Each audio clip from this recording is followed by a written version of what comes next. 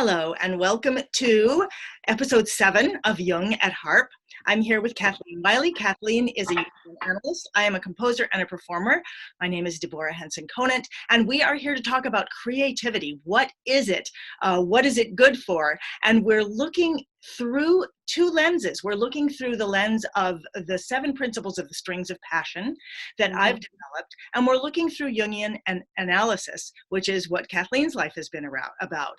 And we're going through the strings of passion, and they are the principles that take you from creative impulse through to creative expression. And I'm just going to say those again. The first is impulse, the impulse to do or to be or to touch.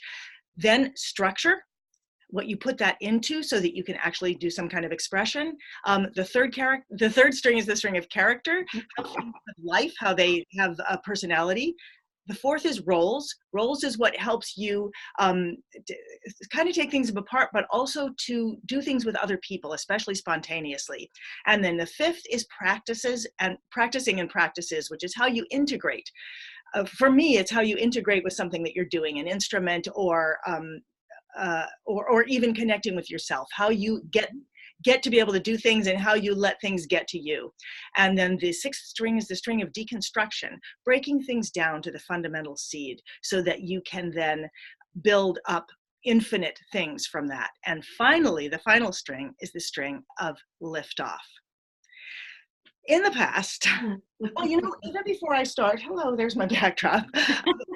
Even before I start, Kathleen, I would love to know what you think when you hear the word liftoff and how that might fit, because I've been rethinking it in many ways. So I want to hear what you have to say first. Wow.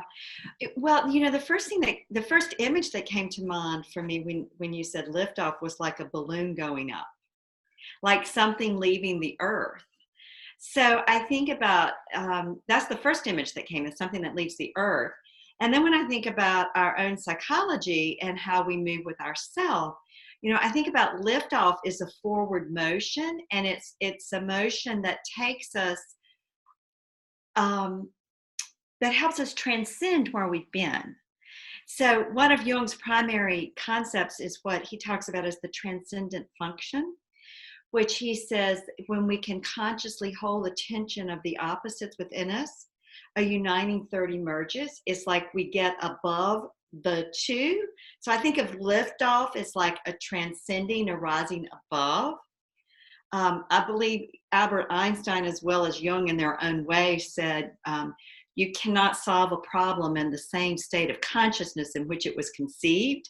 Right. So I think of getting above the state that you're in, that's the quote problem, as a liftoff. And clearly for performance and for playing music, even if it's just playing in a jam, which I do a lot, Irish Celtic jams, I think liftoff is that moment when you just let yourself go with the flow and you let yourself rise above all of the various parts. The principle of math, the sum is greater. Right, what is right. Yeah. Or at least the effect of the sum is greater. I mean, it's interesting because I was thinking when you said balloon, I was like, oh no, what's the function of a balloon? I mean, what is it that makes a balloon lift off? And I don't know if regular balloons lift off if they just have air in them, but if they do, it's because that air is more compressed. Yeah. And I was thinking about that liftoff happening, when all the things that we've come, I was thinking it seems pressurized in a balloon, and yet that, but I like that. But my feeling when I lift off is that I am letting go. Like all these principles. But I'm not dropping those principles. I'm actually letting them drop into me. I stop thinking about them and I start letting them, oh my gosh, it's almost like trust or surrender. It's like saying, okay, I studied this, I did this, I had the impulse, I created the structure, I worked at finding out what the character is, I broke it apart to find the roles, I practiced it, I went through practices with it, I deconstructed it, meaning I know how it's built. So I'm becoming part of it in a sense. versus, it seems like that if I first get a piece of music, like if I was playing a piece of music on the page, not that I do that, but well, I have when I've played jazz charts, but getting to the point that it is me, that I can express it as me rather than just deciphering it. I go through all those things, and then in the moment of liftoff, it's almost like the moment of trust or surrender, when I trust that all the work that I've done is going to inform, or enough is going to inform my expression. And then it's really about me making that expression.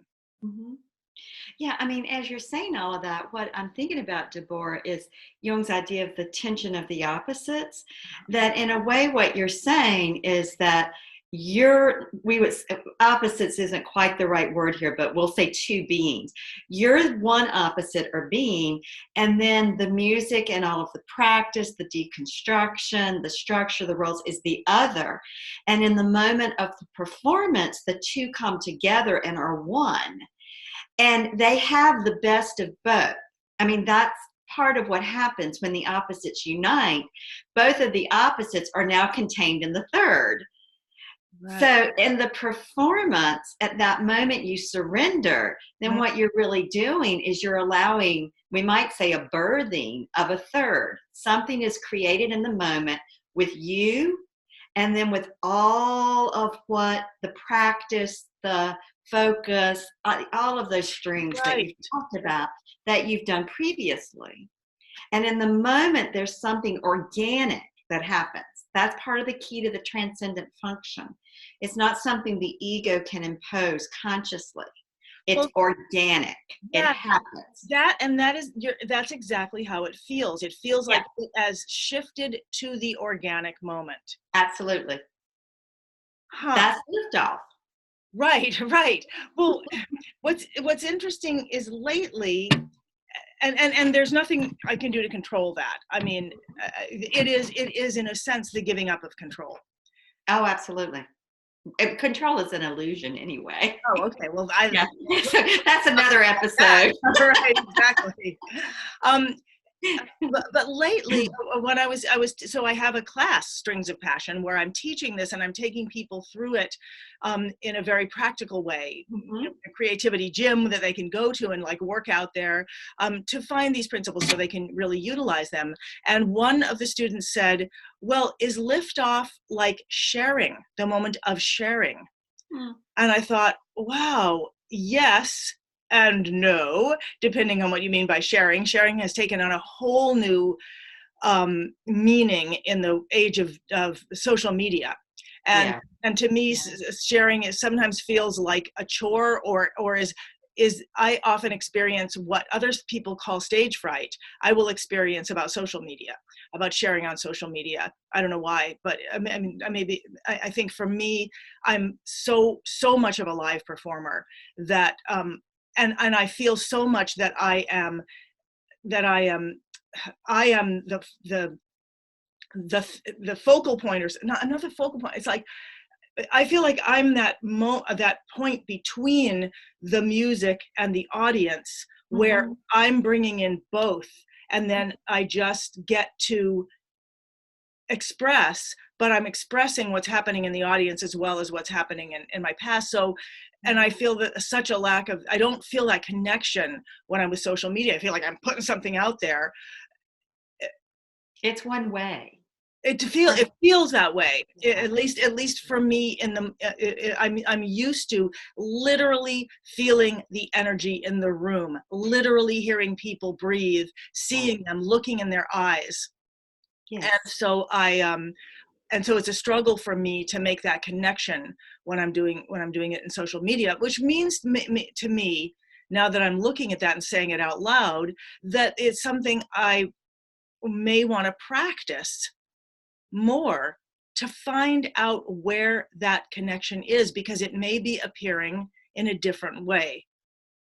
I'm used to the personal smelling, feeling, hearing.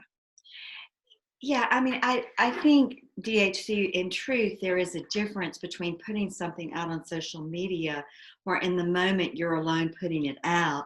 And then there is feedback when people respond.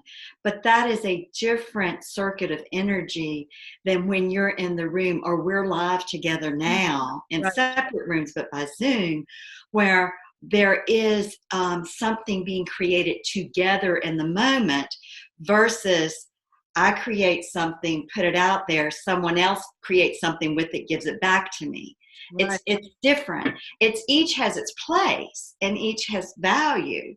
But I think that's what you're talking about. There's something that in the moment when it's live, that's co-created, that is a different process of co-creation than I give something and then 30 minutes later someone else gives something.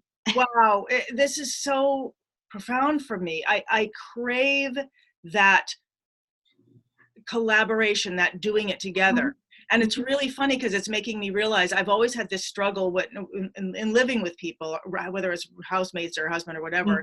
Mm-hmm. My idea of we do things together is we do it together. And I notice over and over and over again, people will say, well, this is what you do and this is what I do. This is your job and this is my job. Yeah. And I'm like, no, it's our job. How can we because I feel almost like I'm being disciplined or like I'm being punished when I'm sent off to do my job versus doing it with somebody. The beauty of, and I could cry right now that's so meaningful to me and I crave it so much. And yet I'm so isolated. I mean, I do my work alone and I have a huge I have a lot of imaginary friends, but that's, and so we're talking about that, liftoff as the moment of, what did you call it again? That the transcendent function, where two opposites come together. Every time we engage in one of these dialogues, there are multiple moments of liftoff. Right. You bring something and I bring something, and there's something that happens, a union that happens. That's that moment of liftoff, where something that's greater than what you've said or I've said gets formed. Right. Yeah. And so I've been experiencing this lately in that, and I'm experiencing it along with something I'm experiencing as self-visibility.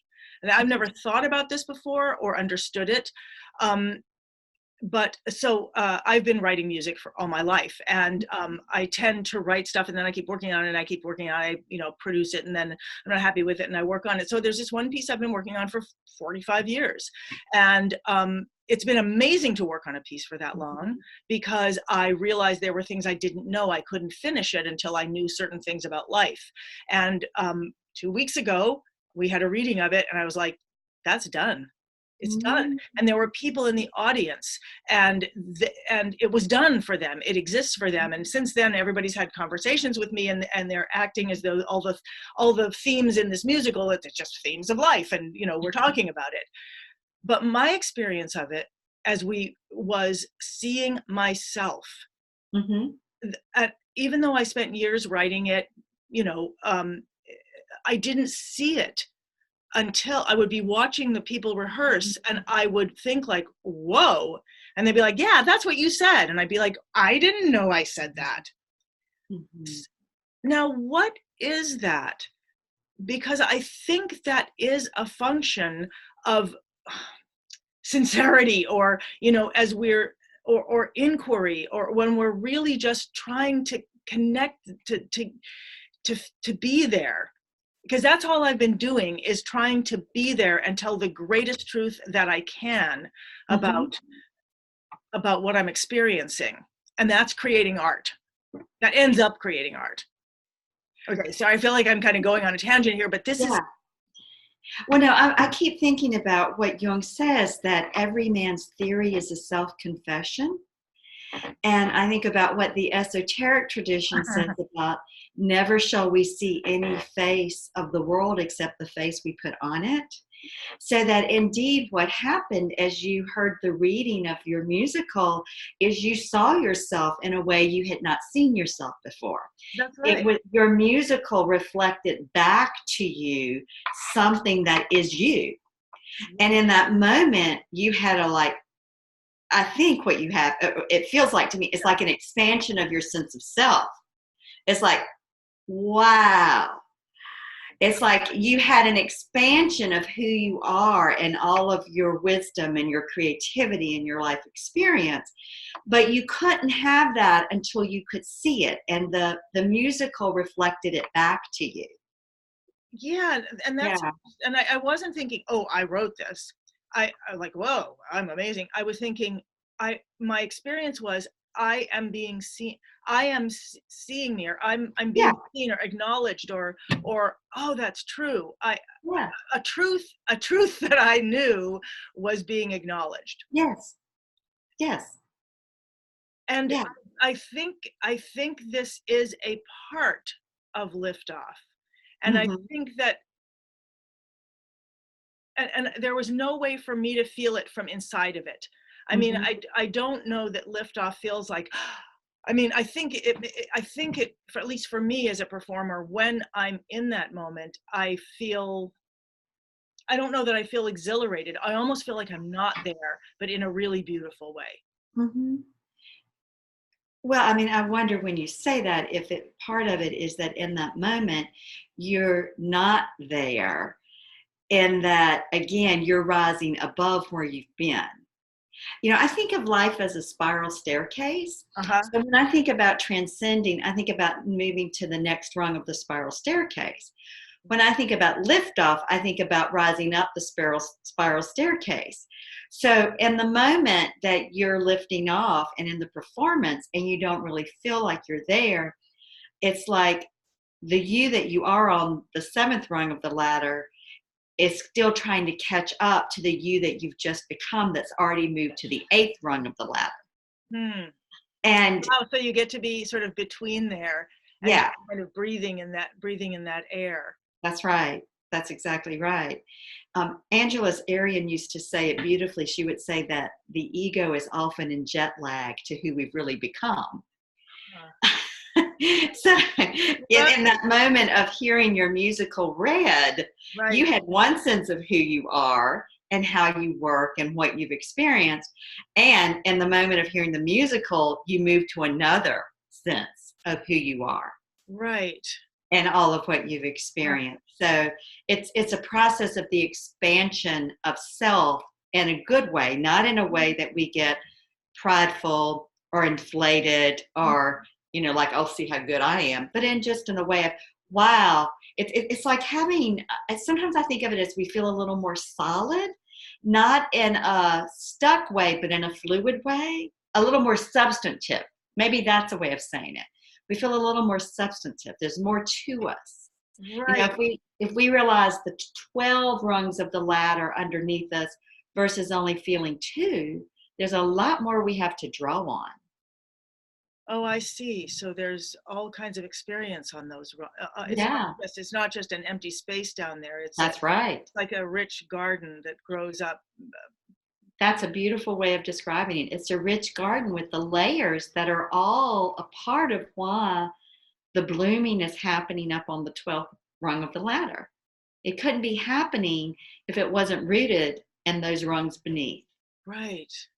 Yeah. And it's interesting because I didn't feel it as the whole thing was read. It's that I was just sitting there like, are they getting the notes right? Did I write this right? There was all that ego and control. But there were moments in the rehearsals, and it's the rehearsals that are always just so exquisite.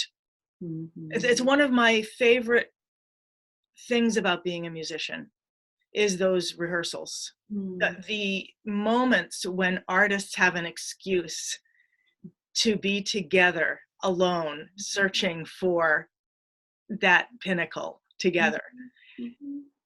It was in the rehearsals that someone would sing something and I'd be like, oh, is that what I was saying? And and I wouldn't have known it because someone chose a slightly different inflection that helped me understand it. Yeah. And I've experienced this as well with other things that get read repeatedly, and one day someone will change an inflection slightly or emphasize a different word, and suddenly a whole new depth and richness of meaning will open up. I mean, it really feels like something unlocks and opens up. So when I think of Liftoff in the Seven Strings of Passion, I mean, I used to think of it as like this is your reward. But I actually think that the whole thing is the reward. The doing of it is the reward. Liftoff is really just another function. It's another thing that you're doing. It's a choice to let go, or a choice to trust, a choice to surrender. And I think and I think it balances the impulse.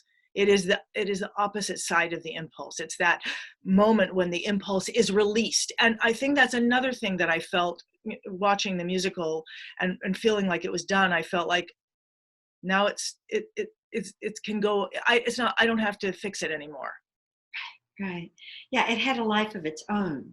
Correct. I think when things lift off, they have a life of their own. Right. Yeah. Whereas when it's at the stage of the impulse, it's still contained and being shaped. Yes, and I think lift off, it's out there. Right. And I also almost think of the impulse as the moment of potential. It's all there.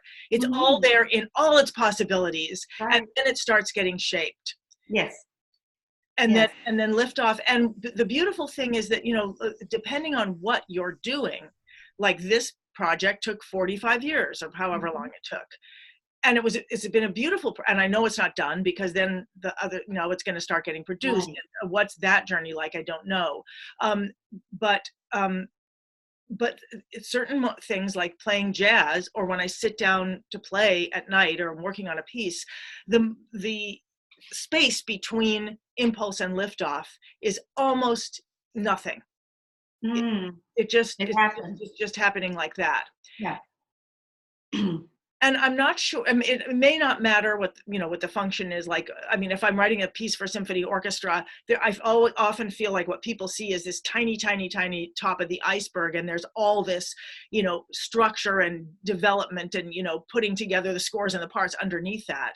Right.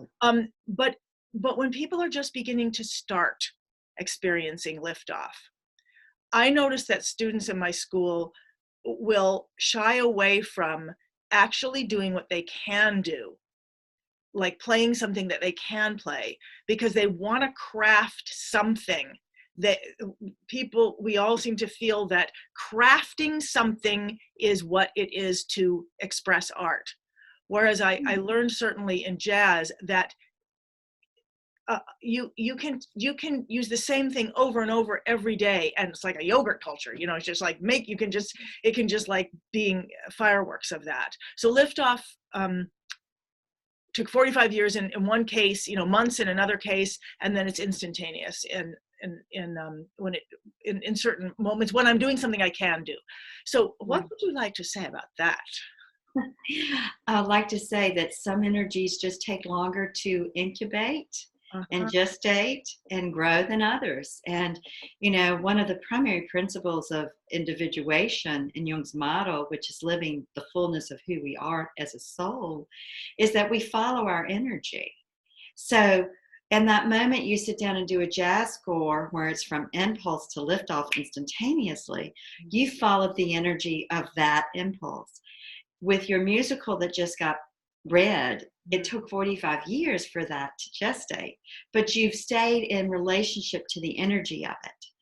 That's the key. Right. That's the key, is that we stay in relationship to the energy that's within our own nature. And when we do that, then we do move forward. It's not always as fast as we want. The process isn't always like we would like it to happen. But if we stay in relationship to the energy, conscious relationship to the energy, then something will change. And so talk about that. Amazingly, I stayed within the energy of this piece for all the time. And this is seems to be something for me that I have conversations that last a whole lifetime. I never stop being curious about them. Mhm. And what does Jung say about, and what do you say about how to do that in your life? Well, in this case, sometimes it's a matter of not ignoring or not shutting down, not dismissing, not talking ourselves out of the energies, the natural impulses and desires that are in us. You know, in other words, a lot of times people have desires to do something or create something, but they shut it down with critical self-talk. They shut it down because they say, oh, I don't have time. They shut it down because they feel inadequate. So I think the first thing you have to do is be willing to say, wow, there's a part of me that thinks I'd like to swim. I learned to swim as an adult, so I just learned to swim in the last 15 years. Yeah, I know. And the course of learning to swim, which, was very humbling because I would go and be in my little lane trying to do all these things simultaneously. And these people beside me would have gone back and forth 3 times, but it was wonderful. People were very encouraging. But somewhere along the way, I had a dream that there was a class for master swimmers, and that I had not gone to the class because I didn't think I was capable. I was further along. And then someone who'd been to the class was telling me what they'd done. And I thought to myself, oh, I can do that. And it was like my psyche's way of helping me stay with the energy and see what was inside of me. So I believe what we have to do is we have to stay with the energy and not dismiss it, not minimize it, not talk ourselves out of it, not give ourselves the litany of the reasons we can't. What you talk about is putting in the ick pot. Oh, right. And the demon catcher. These are the kinds of things that will thwart the impulse. So then we never get to lift off. So let's describe what that is for anybody listening that doesn't know. An ick pot, it's just a piece of paper that has a pot on it to put all the stuff that comes up in your brain, and in Strings of Passion in the class, people are in the class together, so they're seeing each other, and that's beautiful because it's always going to bring up all kinds of thoughts and self-criticism and judgment of other people, and that's the stuff that gets in the way. And so there's this ick pot or the demon pot, either one, and I love to just write on it in red all the things that come up, but really the stuff that actually comes into my head, the actual words that are so horrible about myself, about other people, about all of that, so that I can get it out and look at it and then accept it and then start doing something about it. Yeah, because the minute you see it, you put it out there, again, now you've got the opposites. You've got the ick and you've got you. And the you is so much more than the it. And in that relating to it, you're holding the tension of the opposites again. So something can get integrated. And then that energy that was in those icks, those negative comments, becomes energy for the creative process. Okay, can you say that again? Yeah. I started thinking about my stepbrother and how he started singing, but okay. That the minute you write down those icks, those self-criticisms, the negations, those words, then it's like all of a sudden there are two. There's all the ick, and then there's the larger you. I see. You take them out of you so you can see them. Right. And that in that process, then the opposite of the ick and all of you, which includes all the good and the creative, can be in relationship so that something unites. And now there's a greater energy. The energy of the self-criticism now is freed up to be accessible for creative energy and become discernment. Often that when we can really let go of the negative of the criticism and the negation, then what we're left with is a good I that can say, I really do like the sound of that B flat there better than I like the sound of the B. So when you get out of that was wrong, you can stop for a moment and actually listen, right? Right. Actually listen and discern.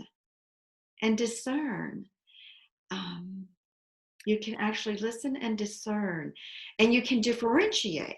Right. But if all of the energy that we need for Right. discernment and differentiation is caught in criticism and judgment and negation, then we don't have the capacity for discernment or differentiation. It's reminding me, somebody was talking to me about the word inconsiderate, and Mm-hmm. saying that it really has to do with not considering something. It has to Mm-hmm. do with reacting instead of stopping, listening, considering. Right.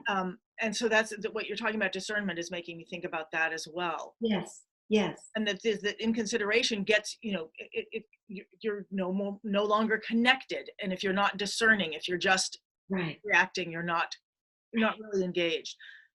I'm hearing a funny sound, Okay. but I'm not going to worry too much about it. I'm obviously worried about it, but I'm not going to try not to worry about it. Yeah, I don't hear it, so. It sounds like my other computer is not happy, but Oh. it's probably just jealous of this computer. Anyway, It wants attention.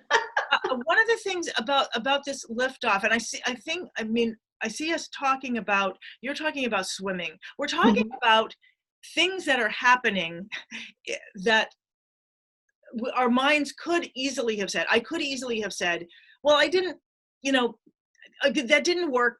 I'm not going to, that just didn't work. That musical didn't work. So forget it. But that's not what I said. Right. I knew there was something in there that was important to me that I needed to say. And so I kept working on it and kept working on it and kept working on it. Same with the DHC harp. I just realized I don't have my harp up today, which is fun. And, it took years of just, like, this should work. I don't know. This needs to work.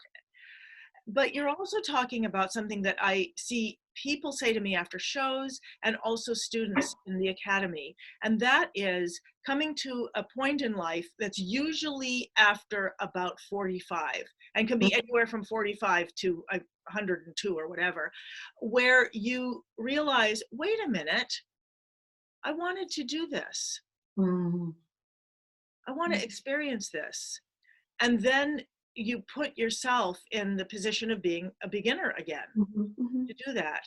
And then I hear my students both exhilarated and also going back and like, I don't deserve to do this. How can I do this? I can't do this. I can't work with a master teacher when I'm this. When in fact, of course you want to work with a master teacher, because that master teacher is going to see you in a way that another teacher is not going to see you. That's right. That master teacher is going to see who you are, not who you're not. That's right. That's right. Tell me a little bit about the experiences that you had internally as you learned to swim as an adult. Oh, yeah, I'm laughing because I think about swimming was really my preparation to have the courage to learn to play the harp. And I had become a Jungian analyst prior to either of those. And those are the three things I'm proudest of in my adult life: becoming a Jungian analyst, learning to swim, and learning to play the harp. But part of the experience is really realizing it was going to take practice. If we go back to the fifth string of practice, that as a friend of mine who asked you not to hit the stuff on the table because it makes a really loud. Oh, thank you. Okay, yeah, that was my little sheet, my handout here on the strength of practice. I was emphasizing that. She said you've got to be in the pool every day. And I won't say that I was in the pool every day, but I was in the pool more days of the week than not. And the other thing that I did is I followed my own inner knowing, because I took some private lessons, and my instructor said, okay, if you're going to take 6 or 8 lessons, you really need to take 2 or 3 lessons a week. Well, I didn't do that. I took maybe one lesson a week or every 2 weeks, but I was in the pool 5 or 6 days of that week, practicing what she told me and trying to get comfortable, not, get beyond my fear of drowning. And I can remember thinking, okay, so you want me You want me to hold myself up flat in the water, turn my head, breathe, close my mouth and put it down, and at the same time move my arms and kick my legs all at the same time? I'm supposed to do this. So it really was, it required me to, number one, listen to how I know I learned. Number two, be courageous enough to keep practicing even when I wasn't, quote, getting it, unquote. It really required me having to deal with the ick, the feeling less than, the feeling inadequate. Required me really giving up any sense of, well, I'm not as good as they are, so I should stop. It required me. These really, are very familiar to me. Yeah. Yeah. And they're all the things that musicians encounter, and we encounter all the time playing music or creative art, or when we want to change what we have for Thanksgiving dinner when the family's coming, is, can I really hold on to this impulse? Can I let this impulse move me forward? And I do believe the impulses of our soul will move us forward if we will not resist, if we will just go with it. And so, well, I'm hearing that by go with it, you mean get in the pool every day. Get in the pool every day. Do again on what in the Strings of Passions are the practices. Right. That if you keep doing the practices and you let that impulse inform you, you let that energy, I think of it from a Jungian perspective, we're talking about psychic energy. We let that energy inform us and move us, and we do the practices, then we will get to liftoff. I can remember the first day I swam the entire length, the lap of the pool, that entire lap. I can remember what it felt like now. I can see it in my mind's eye, So we'll get there. Sometimes people will talk to me, when I'm working with them, and they feel despairing, like, am I ever going to change? Am I ever going to get beyond this? And I'll say to them, the only way you're not going to get there is if you quit trying. If, in terms of the language we're talking about with the Strings of Passion, if you quit practicing, that's the only way we don't move forward. So. And it sounds like part of what happens is it's not in our control. It is in our control. It is in our choice to go in there and practice. It is in our choice to reconnect to the impulse in whatever way, and to break it down. And I can see in that swimming that you were practicing and you saw all the roles that were all fitting together, the roles of your arms, the roles of your feet. Right. And all those, by breaking them into roles, you can then coordinate them, and they can coordinate into, I just realized that roles is a little bit like deconstruction, but it's the deconstruction of the who and what is doing something. Mm-hmm. And then everything can coordinate together, and then you can do it and have this experience with it. And then the character of it, I'm sure, is how you move, whatever it is that is your, mm-hmm. your way of moving. And the structure is what the teacher told you about, how it goes together. And the pool is the structure that is there to help you. Mm-hmm. And so that you can feel like you're flying, because I think that's what swimming does feel like. Yeah. And came from that one impulse to want to swim. And how long did it take you between the moment you took that impulse that you wanted to swim and that one lap where you actually felt like you were swimming? Right. And I don't know exactly how long. Was it a month? Was it a year? Was it 5 years? Oh gosh. It was longer than a month. Maybe a year. I mean, it's funny. I didn't know how to swim, but I bought a house on the lake. and after a summer or two on the lake, I thought, if I'm going to live on the lake, I really need to know how to swim, and I want to know how to swim. So then I eased into it by taking a water aerobics class, again, to get comfortable being in the water and being in the deep end of the pool, where my feet didn't touch. So for me, it was something I eased into in that way. And I guess if I really thought about it, the process probably did take a year, from the initial thought of, I really want to swim, to taking water aerobics classes for a couple of months, then getting up the courage to take the swimming lessons, So, And I see people do that in the academy. Some people will come in and, for the first year even, they'll just be watching, they'll just be like almost sitting on the sidelines, maybe not presenting any of their work, and then they'll start presenting more, they'll start showing up more. Yeah. Yeah. So let me just ask you one more thing. I know we're getting to the end of our time. So now talk to me. So that was what you experienced swimming. Then you said the next thing was that you picked up the harp. So what was the impulse for that? And what was that journey? And I know you're still on that journey, but how do you compare them? When I was married to my first husband, 35 years ago, we went to a restaurant. We were at the beach and we went to the restaurant and there was a harpist playing. And I loved that. And I didn't really think anything else about it until I met my current husband, who is a professional musician and plays all of the folk strings except the harp.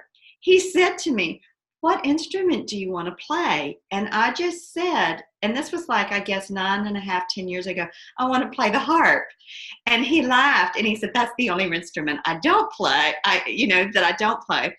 But he put me, after a few months of kind of bouncing it back and forth, we called a friend of his that he'd gigged with, Christine Van Arsdale, who's a harpist, and I started taking lessons. And so that would have been 7.5 years ago. So probably it took again at least a year or more before that, after that came out of my mouth with him, for action to actually happen. And then I started taking lessons, and that was the journey. And again, it's been one of those things that I've really it has a life of its own because of my professional demands and personal life and all that happens. There are weeks where my hands are on the harp every day, and then I may go for a week where my hands are on the harp one day out of the week. Yeah. And I've just learned to trust that it does have a life of its own. Recently, in the last couple of weeks, because my little 13.5-year-old dog has really bad sundowner syndrome, so she'll pace in the middle of the night and bark. I found myself sometimes at 2 a.m. sitting down at my harp and playing lullabies. Wow. And sometimes sometimes it works. I mean, one day she laid down about 2 feet in front of my harp and within 2 lullabies was sound asleep. Other times it hasn't worked. She's just kept pacing. But it's just, I've let myself, again, try to let the energy be there and take shape and lift off how it wants to. And performance, we shape how we want liftoff to look. With your musical, there's a certain shape. Right. There's another liftoff that happens, for instance, with music in improvisation.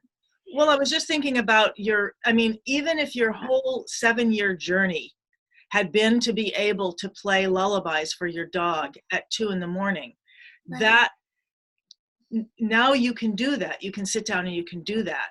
That's right. And I'm thinking that I'm hearing this story many times, and it's very present for me because my stepbrother just sent me a note through Facebook. He said, "Hey, I decided I wanted to sing, and I found this vocal coach." And then he sent me I heard this audio, and I was like, not possible. This is beautiful. I mean, what? And I said, "I need to see you doing this. I need to see a video of this because, is this real?" And I'm seeing that the trajectory is similar. Mm-hmm. Here's an impulse that you got very early in your life. I think a lot of people have an impulse. It's sitting there. It's almost like a fly in amber, right, except for it's alive. Right. And then it can be rekindled. And really, as we get to be adults and in our 40s, 50s, 60s, 70s, 80s, 90s, I think there comes a moment when that gets rekindled, like there's an impulse and then there's another impulse. And then if we can get with some kind of a coach, a guide, mm-hmm, somebody to guide us, not to shape us, mm-hmm, but to guide us, right, then that can start coming out. Right. And then for me, what that means is, because one of my passions is that everyone has a voice. And I don't mean a singing voice, but a voice of creative expression. And that voice is needed to fill the sound or the tapestry of sound that is life. And if you're not doing that, then your voice is missing. That voice is missing from the mix. And when people do have the courage and the daring to go back and learn to swim or learn to sing, you're taking your place. You're allowing your voice to be part of that. And through liftoff is the moment when you let that come into the world. Bad, good, whatever you think it is, it takes its place in that sound. That's right. Oh, you know, it brings me, as you're sharing that, I think that's a beautiful place for us to close. And I'm thinking about Jung says that if we do not embody the essential that we are, then life is wasted. And what you're talking about and what liftoff means is that moment where we are embodying the essential we are, whether it's a musical you've created, or it's learning to swim or play the harp, or it's that conversation where we're authentic and where there's a real soul meeting between two people. So liftoff really is, if we want to summarize it, it's embodying the essential that we are. Embodiment, it lifts off, it takes life, it happens. Yeah. Thank you, Kathleen. I have so loved these conversations, and I'm not done with them at all. I'm really looking forward to the next ones, but thank you so much for going through these 7 with me. Yeah. And it's been great. Yeah, I will look forward to what the next subject we take on is. Yes. I'm sure it'll be juicy and alive. Sure. Thank you so much. And I look forward to our next. Yes, I look forward to it too. Thanks. Bye-bye. Bye-bye.